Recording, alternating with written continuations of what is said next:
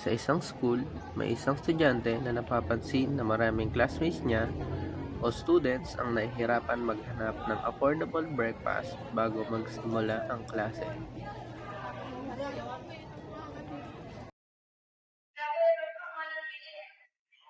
Hindi na naman sa tao, pasok ka ay, hindi ka naman.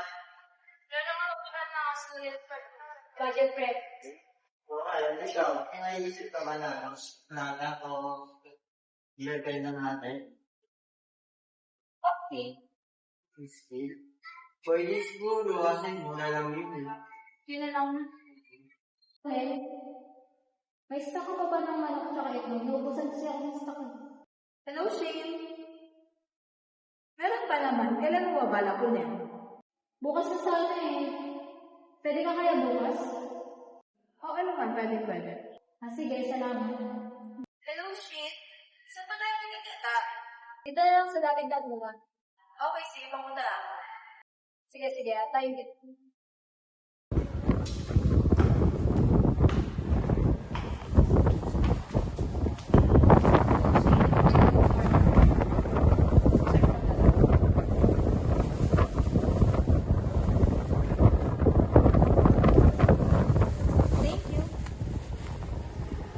Matapos makabili ni Shane ng mga kailangang supplies, agad siyang naghanda.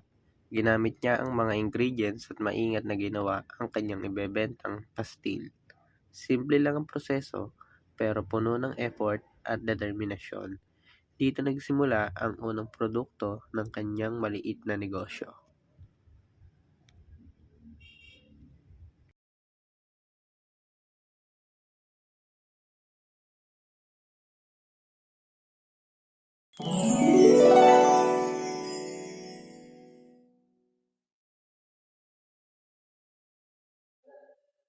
Uy, Shane, ayun na yung sinasabi. Oo, ito na yun.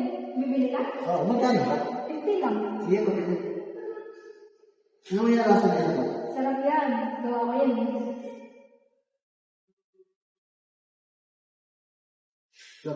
Sarap nga niya ito. Mga niya ito. Ano? Pasilog. Bibili ka rin? Bibili ka? Thank you. Sige, Shane, wala na ako. Ingat! Ay, sige ko ba yung na ng possible? Oo, ako labas. Okay lang naman. Naman. Sarap yan. May bayad ka na? Ano naman? Okay ka, affordable. Sakto lang yan. Kahit kung ano yan. Very cheap.